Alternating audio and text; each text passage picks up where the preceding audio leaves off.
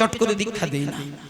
হ্যাঁ, দীক্ষা আমি দেব, আমার পরীক্ষা চলবে, সেই পরীক্ষায় পাশ করতে হবে, তবে আমি তাকে দীক্ষা দেব। এটা যখনই বললেন তখন ছোট্ট ছেলেটা হাত জোড় করে বলছেন, বাবা ঠাকুর, তার মানে আপনার কাছে যে দীক্ষা দেয়, যে পরীক্ষা দেয়, পাশ করে, সে দীক্ষা পায়? বলে হ্যাঁ হ্যাঁ ঠিক তাই, পরীক্ষা দিলে পাশ করলে তবে সে দীক্ষা পাবে। তাহলে বাবা ঠাকুর আপনি বলুন না, আমাকে কি পরীক্ষা দিতে হবে? আপনি বলুন, আমি প্রস্তুত, আপনি যেটা বলবেন আমি সেটা করতে প্রস্তুত, আপনি বলুন কি পরীক্ষা দিতে হবে। তখন গুরুদেব বলছেন, তুই পরীক্ষা দিবি? তাহলে শোন, এই কে আছিস, আমার মন্দিরের পিছনে দেখবি একটা বাগান বাড়ি রয়েছে, সেই বাগান বাড়িতে দেখবি বেশ কয়েকটা মাটির কলসি যত্ন করে রাখা রয়েছে, আর ওইখান থেকে বড় মাটির কলসিটা তুলে নিয়ে এসে আমাকে দে তো, ওই কলসিটা দিয়ে পরীক্ষা করে নেব ছেলেটার মধ্যে কি আছে। এখানে যারা যারা দীক্ষা নিয়েছেন তারা একটু ভালো করে এই একটা জায়গায় গুরুত্ব দেবেন। দীক্ষা মানুষ কেন নেয়, দীক্ষার মহিমাটা কি, এটা আমি আপনাদেরকে একটু পরেই বোঝাবো, একটু মন দিয়ে শুনবেন। যখনই বলেছে পরীক্ষা দিতে হবে, পাশ করতে হবে, তবে দীক্ষা পাবে, দুঃখী তাতে কোনো দ্বিধা বোধ করলে না, বললো আমি পরীক্ষা দেব, আপনি বলুন। তখন গুরুদেব একটা বড় মাটির কলসি তুলে নিয়ে দুঃখীর হাতে দিয়েছে, হাতে দিয়ে বলছে, এই দুঃখী, মাটির কলসিটা তুমি সবসময় কাছে রাখবে, আর তোমার কাজ হলো অন্য কিছু নয়, তুমি প্রত্যেক দিন ভোরের বেলা উঠবে, আর সকাল থেকে দুপুর পর্যন্ত এই কলসি ভর্তি করে জল নিয়ে মাথার উপরে চাপিয়ে এই নবদ্বীপের যত যত ফুলের গাছ, তুলসী গাছ, সমস্ত জায়গায় গোড়ায় গোড়ায় যত্ন করে, হ্যাঁ তবে একটা কথা বলি, কাজের মধ্যে যদি কোনো আমি ত্রুটি করেছ আমি শুনতে পাই, আমি তোমাকে দীক্ষা দেব না, চলে যাও, যদি পারো বেরিয়ে যাও। এই বলে মায়েরা 5 বছরের ছেলেকে যদি মাটির কলসি দিয়ে দেয়, সে যদি এত বড় কলসিতে করে মাথায় করে জল ঢালে, বলুন তার দৃশ্যটা কি হতে পারে? মানে 5 বছরের ছেলের ক্ষমতা কতটা রয়েছে, একটা মাটির কলসি করে জল ঢালতে, মাথার উপরে জলের কলসি চাপিয়ে 1 দিন 2 দিন 1 মাস 2 মাস 6 মাস যখন কেটে গেল, জল ঢালতে ঢালতে ঢালতে ঢালতে একদিন দুঃখী পরিষ্কার দেখতে পেল, ওই দুঃখীর মাথার মাঝখানটাতে বেশ কিছুটা জায়গা জুড়ে ওই মাটির কলসির ঘষা লেগে লেগে, আর সেইখানে জল পড়তে পড়তে মাথার মাঝখানটা হয়ে গেল একটা দগদগে ঘা। শুধু তাই নয়, ওই ঘায়ের উপরে নিত্যদিন ঘষা লেগে লেগে একদিন দুঃখী দেখলো ওই ঘা থেকে ছোট্ট ছোট্ট পোকা কিলবিল করে কপাল গড়িয়ে গড়িয়ে নেমে আসছে। যখনই দেখলো মাথা থেকে পোকা নামছে, দুঃখী দেখলো না, মাথার এই পোকাটা গুরুদেবকে দেখানো যাবে না।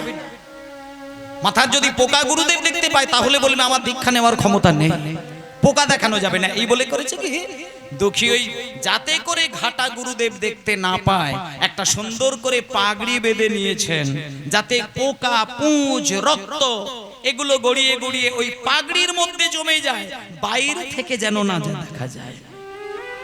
যেই সুন্দর করে পাগড়ি বাঁধলো, ওই যে একটা মায়েরা কথা আছে না, যেখানে বাঘের ভয় ঠিক সেইখানে সন্ধে হয়। এতদিন দুঃখী জল ঢালছে, গুরুদেবের কোনো মনেই হয় না যে একবার দেখে আসি ছেলেটা কি করছে। কিন্তু আজকে যখন দুঃখী পাগড়ি বাঁধতে গেল, হঠাৎ গুরুদেবের মনে হলো দেখি তো দুঃখী কি করে। এইবার সকাল বেলায় যখন গুরুদেব দুঃখীর কাছে এসে, দুঃখী, এই দুঃখী, তুই মাথার উপরে কি বেঁধেছিস? তখন দুঃখী বলছেন, গুরুদেব আমি আসলে ওই আসলে আমি মাথার উপর একটা ছোট্ট দেখে পাগড়ি বেঁধে নিয়েছে গুরুদেব, ওই পাগড়ি খোল না। আপনি আমাকে আজকে এই পাগড়ি খুলতে, তবে রে পাগড়ি খুলতে বলবেন। আমি কৃষ্ণ সেবার জন্য জল ঢালতে বললাম, আর তুমি মাথার উপর একটা নরম গদি তৈরি করেছো। শোনো শোনো শোনো শোনো, এটা রূপ সনাতনের ধর্ম। এখানে আরাম দেখিয়ে, মজা করে, সুখ ভোগ করে, বাবুগিরি দেখিয়ে কৃষ্ণ ভজন চলে না। খোল ওই পাগড়ি, খোল পাগড়ি খোল। দুঃখী হাত জোড় করে বললেন, গুরুদেব আজকে আমাকে এই পাগড়িটা খুলতে বলবেন না গুরুদেব, তবে রে আমি ওই পাগড়ি খুলে দেব, ওই পাগড়ি আমি খুলে দেব। এই বলে হৃদয় চৈতন্য ঠাকুর যেই না ছুটে গিয়ে জোর করে পাগড়িটা খুলতে গিয়েছে, দেখতে পেল পৌঁজ রক্ত গলে গলে পোকা পড়ছে। ওরে দুঃখী, ওরে দুঃখী দুঃখী রে,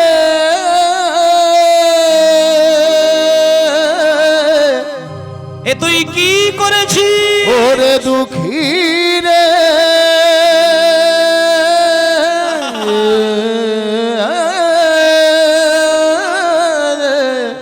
দুঃখী রে। দেখুন মায়েরা, খেয়াল করুন, যখনই গুরুদেব পাগড়িটাকে টেনে শুধু খুলে দিল, দেখলো মাথা থেকে গল গল করে পুঁজ রক্ত আর পোকা। সঙ্গে সঙ্গে গুরুদেব বলছে, দুঃখী তুই কি করেছিস? তোর মাথায় দগদগে ঘা, পুঁজ রক্ত গলে গলে পড়ছে, পোকা কিলবিল করছে, তুই আমাকে আগে জানাস না? এই দুঃখী, তুই যদি মাথার ঘাটা শুরুতে আমাকে জানাতিস, আমি বড় বড় চিকিৎসক ডেকে তোর মাথার ঘা আমি সারিয়ে দিতাম। তখন দুঃখী হাত জোড় করে বলছেন, গুরুদেব গুরুদেব আপনি যদি আমার চিকিৎসার ব্যবস্থা করে ঘা সারিয়ে দিতেন, আমি হয়তো ঘা সারিয়ে নিতাম, কিন্তু আমি যে কৃষ্ণ সেবা থেকে বঞ্চিত হয়ে যেতাম গুরুদেব। বলুন এত বড় কথা কে বলতে পারে? সঙ্গে সঙ্গে গুরুদেব বুকে জড়িয়ে ধরে বলছে, ওরে দুঃখী, আমি যদি তোকে দীক্ষাটা না দিই, আমি ভগবানের কাছে অপরাধী হয়ে যাব। হায় বাবা, আমি তোকে আর কিচ্ছুটি বলতে পারছি না, আমি তোকে দীক্ষা দিয়ে দিলাম, আমি তোকে দীক্ষা দিয়ে দিলাম, চলে যা, তুই মধুময় শ্রীধাম বৃন্দাবনে চলে যাবি। সেইখানে গিয়ে তুই, আমি বলে দিলাম, জীব গোস্বামী পাদের চরণ জড়িয়ে ধরে কাঁদবে, সেইখানে গিয়ে তুই রাধা গোবিন্দের সেবা শিক্ষা পাবে। আজ থেকে আমি তোর নাম রাখলাম কৃষ্ণ দাস, কৃষ্ণ দাস, কৃষ্ণ দাস। ব্যাস, দুঃখের দীক্ষা হয়ে গেল। তাই আপনাদেরকে যে কথাটা বলার, আপনারা বর্ধমানের অম্বিকা কালনায়, যেখানে আপনাদের এই মেদিনীপুর জেলার ছোট্ট ছেলেটা গিয়েছিল এবং সেই হৃদয় চৈতন্য ঠাকুরের কাছ থেকে যার দীক্ষা হলো, সেই জায়গাটা অবশ্যই দর্শন করে আসবেন। তারপরে ওই ছেলেটা হৃদয় চৈতন্যের কাছ থেকে দীক্ষা গ্রহণ করে চলে গেল কোথায়? বৃন্দাবনে। এবার সেই বৃন্দাবনে চলেছে দুঃখী, নাম হয়ে গেল তার কৃষ্ণদাস। কৃষ্ণদাস নাম নিয়ে আর হৃদয়ে দীক্ষা মন্ত্র জড়িয়ে ধরে আর বৃন্দাবনে যাওয়ার বাসনা নিয়ে চললেন বৃন্দাবনে। আমি হরি বলবো রাধা মদন মোহন হের গো, আমি হরি হরি বলবো রাধা মদন মোহন হের গো, আমি হরি বলবো রাধা মদন মোহন হের গো, আমি হরি বলবো। এইভাবে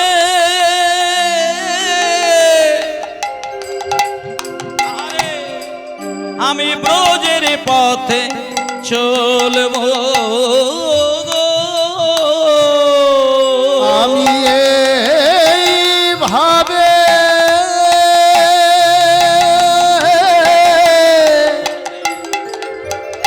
ব্রজের পথে চলে গো আমি হরি বলবো রাধা মদন মোহন হের গো আমি হরি বলবো রাধা মদন মোহন হের গো আমি হরি বলবো। তাহলে মায়েরা আজকে যে ছেলেটার নাম হয়েছিল দুঃখী, সেই ছেলেটারই নাম হয়ে গেল কৃষ্ণদাস। এবং কৃষ্ণদাস নাম নিয়ে চলল বৃন্দাবনে, এবং বৃন্দাবনে গিয়ে যে গোস্বামী পাদের চরণে আছাড় খেল, সেই গোস্বামী পাদের নাম হলো জীব গোস্বামী পাদ। তাই জন্য সবাই মিলে একবার বলুন, মধুময় শ্রীধাম বৃন্দাবন ধাম কি জয় জীব গোস্বামী পাদ কি জয় জীব গোস্বামী পাদ কি জয় জীব গোস্বামী পাদ কি। জয়। এবার জীব গোস্বামী পাদ তো অবাক হয়ে গেলে, আরে একটা বাচ্চা ছেলের মিষ্টি কণ্ঠ কে রে? পিছন দিকে তাকিয়ে দেখে বাবা বাবা বাবা বাবা একটা ছোট্ট ছেলে। এই খোকা সামনে আয়, সামনে আয়, সামনে আয়। কি নাম তোর? আমার নাম? হ্যাঁ তোর নাম, তোর নাম কি? আমার নাম হচ্ছে ওই আমার নাম হচ্ছে ওই দুঃখী কৃষ্ণ দাস। কি নাম বললি? দাঁড়া দাঁড়া দাঁড়া দাঁড়া, নামটা একটু ঠিক করে বল, কি নাম? আমার নাম হচ্ছে দুঃখী কৃষ্ণ দাস। দুঃখী কৃষ্ণ দাস? হ্যাঁ দুঃখী কৃষ্ণ দাস। শোন শোন বাবা শোন, নামটা আগে ঠিক করে বল, নামটা আমার কাছে পরিষ্কার হচ্ছে না। দুঃখী কৃষ্ণ দাস বলে তো কারো নাম হতে পারে না। যে কৃষ্ণের দাস হয় সে আবার দুঃখী হবে, এটা হতে পারে কি? জীব নিত্য কৃষ্ণ দাস ইহা ভুলি গেলা, তে কারণে মায়া পিশাচি গলাই বাঁধিলা। যারা কৃষ্ণের দাসত্ব হয়েছে তারা কোনোদিন জীবনে দুঃখ পায় না। যারা মায়ার দাসত্ব করে তারা দুঃখ পায়। তাহলে তুমি তো মায়ার দাসত্ব করছো না, তুমি বলছো কৃষ্ণ দাস, আবার নামের আগে বলছো দুঃখী। তাহলে দুঃখী কৃষ্ণ দাস নাম তো কারোর হতে পারে না। তখন বাচ্চা ছেলেটা হাত জোড় করে বলছে, বাবা ঠাকুর আপনি আসলে একটু ওই মানে বিষয়টা একটু বুঝুন। আসলে আমার নাম দুঃখী কৃষ্ণ দাস বলতে গেলে আমার মা বাবা একটা নাম দিয়েছিল, সেটা হলো দুঃখী। আর আমার দীক্ষা গুরু যিনি, তিনি আমার নাম দিয়েছেন কৃষ্ণ দাস। আর কেউ যদি জিজ্ঞেস করে আমি মা বাবার দেওয়া নাম আর গুরুদেবের দেওয়া নাম, দুটো নামকে একসঙ্গে জুড়ে দিয়ে বলি দুঃখী কৃষ্ণ দাস। বলে ও আচ্ছা, এইবার বুঝলাম, এইবার বুঝলাম। বেশ বেশ বেশ, তাহলে তোমার মা বাবা দিয়েছিল দুঃখী আর তোমার গুরুদেব দিয়েছিল কৃষ্ণ দাস, তাই তো? তা যদি হয় তাহলে এইবার বলো তোমার গুরুদেবের নামটা কি? আমার গুরুদেব নাম, আমার গুরুদেবের নাম হচ্ছে হৃদয় চৈতন্য ঠাকুর। দাঁড়াও দাঁড়াও, কি নাম বললে? হৃদয় চৈতন্য ঠাকুর। হ্যাঁ গুরুদেব। শোনো, হৃদয় চৈতন্য ঠাকুরের শিষ্য তুমি মানে তো ছেলে মানুষের কথা নয়, এটা তো ফেলে দেওয়ার কথা নয়। কারণ হৃদয় চৈতন্য ঠাকুর লোকে জানে, কিন্তু আমরা কিছু গোপন কথা জানি যেটা সবাই জানে না। তুমি কি সেটা জানো? না বাবা ঠাকুর আমি তো জানি না। শুনবে? শোনো, হৃদয় চৈতন্য ঠাকুরের নামটা হৃদয় চৈতন্য ছিল না, ওনার আসল নামটা ছিল হৃদয় আনন্দ ঠাকুর। কিন্তু হৃদয় আনন্দ ঠাকুর থেকে হৃদয় চৈতন্য ঠাকুর কেমন করে পরিবর্তন হয়ে গেল এটা একটু মন দিয়ে শুনে না। একদিনকে তোমার যিনি গুরুদেব অর্থাৎ হৃদয় চৈতন্য ঠাকুর, ওনার গুরুদেব ছিলেন গৌরীদাস পণ্ডিত। মায়েরা এই কথাটা একটু গুরুত্ব দিয়ে শুনবেন। আজকে জীব গোস্বামী পাদ ওই বাচ্চা ছেলেটাকে বোঝাচ্ছেন যে কৃষ্ণদাস শোনো, তোমার গুরুদেবের যিনি গুরুদেব তার নাম হচ্ছে গৌরী দাস। একদিনকে একটা ঘটনা ঘটেছিল দোল পূর্ণিমার দিনে। দোল পূর্ণিমার দিনে তোমার গুরুদেবের যিনি গুরুদেব তিনি আশ্রমে ছিলেন না, কিন্তু ওই দোল পূর্ণিমাতে গুরুদেব আশ্রমে ছিল না, আর তোমার গুরুদেব একটা অনুষ্ঠান করেছিল, উৎসব করেছিল, যেখানে হাজার হাজার মানুষের সেবা হয়েছিল।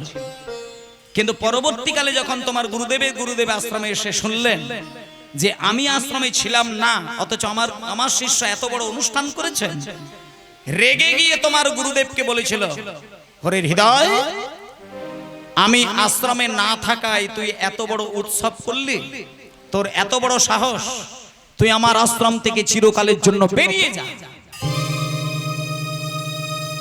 যখনই ঘাড়ে ধাক্কা দিয়ে আশ্রম থেকে বাইরে বার করে দিলেন, তোমার গুরুদেব হৃদয় আনন্দ ঠাকুর কোনো কিছু না বলে, আস্তে একটু আস্তে, তোমার গুরুদেব হৃদয় আনন্দ ঠাকুর মুখে কোনো কথা না বলে আশ্রম থেকে কাঁদতে কাঁদতে মাথা নিচু করে নীরবে বেরিয়ে গেলেন।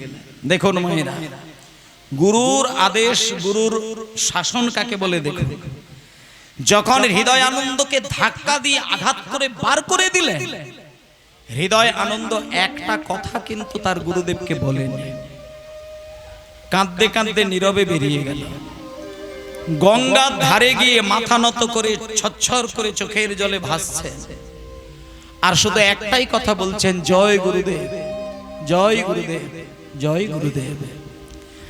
এমন সময় গৌরীদাস পণ্ডিত আশ্রমে গিয়ে দেখলেন, আশ্রমে যেখানে নিতাই গৌর থাকে, নিতাই গৌর উধাও হয়ে গেছে। দরজা খুলে দেখলেন মন্দিরের ভেতরে নিতাই গৌর উধাও। মনে মনে চিন্তা করলেন, এটাও বুঝি হৃদয়ের কাজ। এই বলে একটা বেতের লাঠি নিয়ে গিয়ে গঙ্গার ধারে গিয়ে যখন হৃদয় আনন্দকে মারবে বলে লাঠিটা তুলল, হঠাৎ গৌরীদাস পণ্ডিত হৃদয় আনন্দের বুকের মাঝখানে দেখে নিতাই গৌর নাচিতেছে, গৌর নাচিতেছে, গৌর নাচিতেছে, নিতাই গৌর নাচিতেছে, গৌর নাচিতেছে, হৃদয় আনন্দের হৃদয় মাঝে নিতাই গৌর নাচিতেছে, আনন্দের হৃদয় মাঝে নিতাই গৌর নাচিতেছে, আনন্দের বুকের মাঝে তারে কি আর মারতে পারে, হৃদয় আনন্দের বুকের মাঝে, কি আর মারতে পারে, হৃদয় আনন্দের বুকের মাঝে, কি আর মারতে পারে, হৃদয় আনন্দের বুকের মাঝে, কি আর মারতে পারে, দেখে নিতাই গৌর নাচিতেছে। মায়েরা,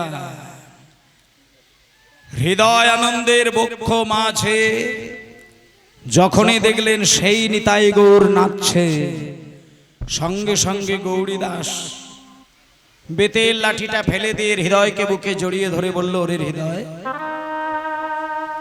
এই হৃদয়, এই হৃদয়, নিতাই আর গৌর এরা যে আমার বন্ধু, আমি জীবনে কোনোদিন আমার হৃদয় আমি তাদেরকে দেখিনি, আর তুই আমার শিষ্য হয়ে আমি দেখলাম তোর হৃদয়ের মধ্যে সাক্ষাৎ নিতাই গৌর নৃত্য করছে, নাচানাচি করছে, তাই আজ থেকে আমি তোর নাম হৃদয় আনন্দ রাখবো না।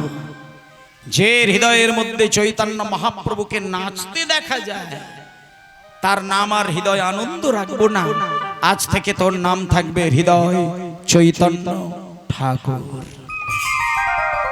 তাই জন্য জীব গোস্বামী পাদ আজকে ছোট্ট ছেলেটাকে বলছে, ওরে কৃষ্ণদাস, যে হৃদয় চৈতন্যের কাছ থেকে দীক্ষা নিয়েছিস, আসলে তার নাম ছিল হৃদয় আনন্দ ঠাকুর, কিন্তু একদিনকে তার হৃদয়ের মধ্যে স্বয়ং চৈতন্য মহাপ্রভু নেচেছিলেন, তাই সেই থেকে তার নাম হয়ে গেছে হৃদয় চৈতন্য ঠাকুর। আর সেই হৃদয় চৈতন্য তোকে দীক্ষা দিয়েছে, এটা তো কম কথা নয় বাবা। বল বল, তুই আমার থেকে কি চাস বল, আমি তোকে সেটাই দিয়ে দেবো। তখন বাচ্চা ছেলে হাত জোর করে বলছেন, হ্যাঁ গোস্বামী পাদ, আপনার কাছে আমার গুরুদেব পাঠিয়েছেন, আপনি আমাকে রাধা গোবিন্দের সেবাটা শিখিয়ে দেবেন। রাধা গোবিন্দের সেবা, বাহ, শোন শোন শোন, রাধা গোবিন্দের সেবা করাটা বলতে যত সহজ, করাটা তো ততটা সহজ নয়। তবে ঠিক আছে, আমি তোমাকে একটা কথা বলি, রাধা মাধবের সেবা যদি তোমাকে করতেই হয়, তাহলে তুমি নিজেকে পুরুষ বলে মনে করবে না, তুমি নিজেকে নারী কল্পনা করে অষ্ট সখীর আনুগত্যে যদি তুমি পারো তবে যাও রাধা গোবিন্দ সেবা করো। তখন ছেলেটা বললেন, গোস্বামী পাদ, আমি তো মা বাবার মুখে শুনেছিলাম, গুরুদেবের মুখে শুনেছিলাম, রাধা গোবিন্দের সেবা করতে গেলে নাকি 64 রকমের সেবা আছে। কেউ ফুল তোলে, কেউ মালা গাঁথে, কেউ বেশভূষা পরিয়ে দেয়, কেউ চন্দন ঘষে, কেউ তুলসী পত্র চয়ন করে। আমি কোন সেবাটা করব গুরুদেব? শোনো, তোমাকেও সবকিছু করতে হবে না। তুমি একবার হাতটা পেতে দাঁড়াও, আমি তোমাকে একটা ঝাঁটা দিচ্ছি, ঝাঁটাটা ভালো করে ধরো। আর এই যে ঝাঁটাটা আমি তোমাকে দিচ্ছি, তোমার কাজ হলো একটাই, তুমি নিত্যদিন ভোর 3টের সময় ঘুম থেকে উঠবে। আর ঘুম থেকে উঠেই তুমি কুঞ্জ মন্দিরের মধ্যে যাবে, আর এই সোনার ঝাঁটাটা তোমার সাথে রাখবে। এই ঝাঁটাটা নিয়ে গিয়ে সারা মন্দিরটাকে সুন্দর করে ঝাঁটিয়ে দেবে। এইটাই হবে তোমার কৃষ্ণ সেবা। এইবার কৃষ্ণদাস সোনার ঝাঁটাটিকে বুকের মাঝে জড়িয়ে ধরেছে, ঝাঁটাটিকে বুকের মাঝে জড়িয়ে ধরেছে কৃষ্ণদাস। সোনার ঝাঁটাটিকে বুকের মাঝে জড়িয়ে ধরেছে, আর চোখের জলে ভাসিয়ে বলছে, ওরে আমার বৃন্দাবনের ঝাঁটা রে, তোর ভাগ্যের বলিহারি যায়, তুই দিবানিশি রাধা গোবিন্দের চরণ ধুলায় স্নান করিস। আমায় কৃপা কর, আমিও তোর মতনে যেন রাধা গোবিন্দের চরণ ধুলায় স্নান করতে পারি। সোনার ঝাঁটাটিকে বুকের মাঝে জড়িয়ে কুঞ্জ মন্দিরের মধ্যে প্রবেশ করেছে। আর রাধা গোবিন্দের জয়ধ্বনি দেবার আগে একবার প্রাণ ভরে গুরুদেবের স্মরণ করেছে। গুরু আমার লোচন আনন্দ ধায় ধায় লোচন সবাই বলো হরি বল হরি বল। আনন্দ লোচন আনন্দ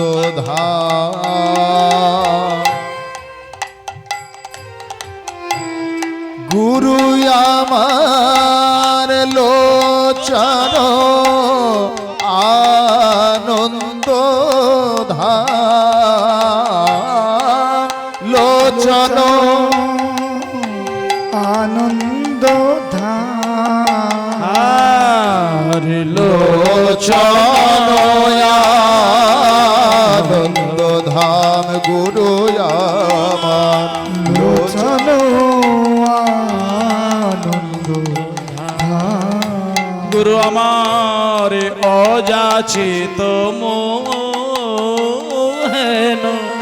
পতি দেহেরি জপ অযাচিত মোহেন পতিত হেরি